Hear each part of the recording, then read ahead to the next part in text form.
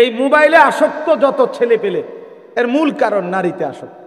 এটার অপর পিঠে এটাই রেজাল্ট। আপনি খোঁজ নিলে ওয়াজ হনে দুইটা একটা দরকারি কোনো কাজ করে 10 মিনিট 5 মিনিট, আর যে সারা দিন রাত এটা টিফে কিতা করে বেডি চায়,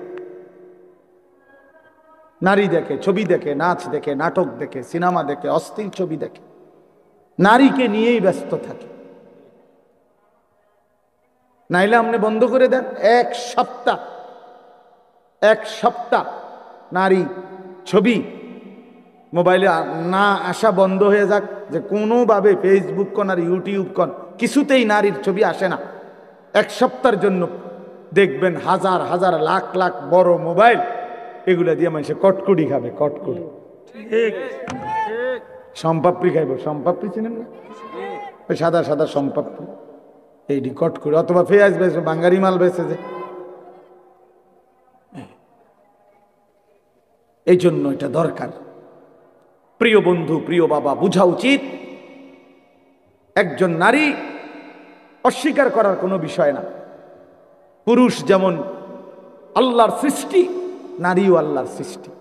নারীর প্রতি পুরুষের আসক্তি, পুরুষের প্রতি নারীর আসক্তি, এই আসক্তি, এই বন্ধন, এই প্রেম, এই ভালোবাসা, এই আন্তরিকতা, এই মহব্বত, এই হৃদয়ের টান, এটা যদি না থাকতো তো মানব প্রজন্ম আজকের এই পর্যন্ত আসতো না। মানুষের এই ক্রমধারা কি এখান পর্যন্ত আসতো। এক স্বামী স্ত্রীর পবিত্র বন্ধন, একে অপরের প্রতি অকৃত্রিম ভালোবাসা, স্বামী স্ত্রীর একান্ত মিলন, তো এইটুকুর বরকতে মহান আল্লাহর ইচ্ছায় প্রজন্ম এভাবে আগাইছে। তাহলে এটা তো দূষণীয় না, হালাল যেটা সেটা তো দূষণীয় না। রাসূলুল্লাহ সাল্লাল্লাহু আলাইহি ওয়াসাল্লাম বলছেন, পবিত্র স্ত্রী তার মুখে যদি কেউ খাবারের লোকমা তুলে দেয়, হাত্তা লোকমাতা ফি ইমরাআতিহি, নবীজি বলছেন কেউ যদি তার হালাল স্ত্রীর মুখে এক লোকমা খাবার, একটা রুটি, সামান্য একটু খাবারও তুলে দেয়, আল্লাহ রাসূল সাল্লাল্লাহু আলাইহি ওয়াসাল্লাম বলছেন আল্লাহ তাআলা তাকে আল্লাহর রাস্তায় সাদাকা করার সওয়াব দান করেন। নবী সাল্লাল্লাহু আলাইহি ওয়াসাল্লাম বলেন ওয়াফি বুদআ আহাদিকুম সাদাকা, পবিত্র স্বামী স্ত্রী যদি মিলিত হয় তো আল্লাহ তাআলা সেখানেও সাদাকার সওয়াব দান করে।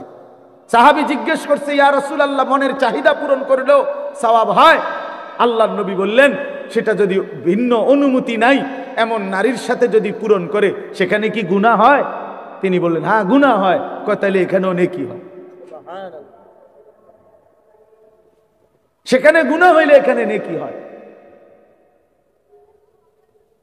এজন্য বন্ধু, আল্লাহ তাআলা প্রত্যেক নিষিদ্ধ বিষয়ের বিপরীতে বৈধ হালাল পন্থা আল্লাহ রাখছেন। যিনি মদ হারাম করেছেন তিনি মধু হালাল করেছেন, যিনি সুদ হারাম করেছেন তিনি ব্যবসা হালাল করেছেন, যিনি ভিন নারী দেখা হারাম করেছেন তিনি বিবাহ হালাল করেছেন। এমন কোনো বিষয় নাই বান্দার যেটা চাহিদা আছে অথচ সেই চাহিদা পূরণের বৈধ কোনো পন্থা আল্লাহ দেন নাই। খোদার কসম, এমন চাহিদা মানুষের মধ্যে নাই, এটা হতে পারে না। কারণ প্রতিটি চাহিদাও দিছেন আল্লাহ, সেই চাহিদা পূরণের হালাল পন্থা নির্ধারণ করে দিয়েছেন, সেটাও আল্লাহ। আরো আশ্চর্য শুনবেন, ইব্রাহিম আলাইহিস সালাম, উনি এই যে ইব্রাহিম নবী, উনি কয়জন? একজন। ওই যে ছেলেটা হাফেজ সাহেব যে পুরস্কার প্রাপ্ত, এই প্রিয় ভাই যেই তেলাওয়াত করছে ইব্রাহিম আলাইহিস সালামের ঘটনা, হ্যাঁ খুব সুন্দর তেলাওয়াত করছে। তো এই ইব্রাহিম আলাইহিস সালাম উনি ব্যক্তিগতভাবে কয়জন? একজন। কিন্তু কোরআন শরীফে স্পষ্ট আছে ইন্না ইব্রাহিমা কানা উম্মাতান, ইব্রাহিম ছিল একটি জাতি, ইব্রাহিম একাই একটি উম্মত। অর্থাৎ আল্লাহর দ্বীন যখন সে পূর্ণ মেনে নিছে তো ইনি একাই শক্তি, তিনি একাই ঐক্যবদ্ধ, তিনি একাই একটি জাতির প্রতিবিম্ব, প্রতীচ্য। এই জন্য এটা মনে রাখতে হবে, পুরা দিন কোনো অবস্থাতেই পৃথিবীর সবাই যদি আল্লাহর দিন ছেড়ে দেয় তবুও আমি ছাড়বো না, এই ব্যক্তি ঐক্যবদ্ধ। এবার বাকিরা ধীরে ধীরে এখানে এসে ঐক্যবদ্ধ হইতে হবে, ধীরে ধীরে নাহকের লগে ঐক্যবদ্ধ হইলে হবে না। আল্লাহ আমাদেরকে বুঝার তৌফিক দান করেন। চলেন বাবা, বলতেছিলাম আল্লাহ তাআলা আমাদের প্রিয় নবী সাল্লাল্লাহু আলাইহি ওয়াসাল্লামকে যখন এই দায়িত্ব তিনি আদায় করছেন, তিনি বলছেন আমি এক চুলো আমার কালেমার দাওয়াত থেকে বিচ্যুত হব না। কোনো প্রলোভনে নবীজি আপোষ করে নাই, সমঝোতা করে নাই, বরং তিনি বলছেন আমি একা হই, কিন্তু আমি একাই আমার আল্লাহর কালেমার দাওয়াত দিতেই থাকব।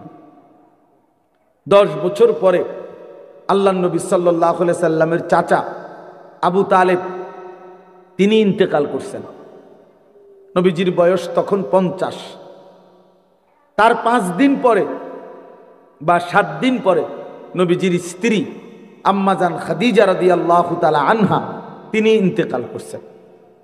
এই নবুয়তের 10ম বছর নবীজির দুইজন আপনজন ইন্তেকাল করছেন। একজন বাহিরে নবীজিকে আগলাইয়া রাখতেন আবু তালেব, আর আরেকজন ঘরে আদর সোহাগ ভালোবাসা দিয়ে আগলাইয়া রাখতেন তিনি প্রিয়তমা স্ত্রী খাদিজা রাদিয়াল্লাহু তাআলা আনহা।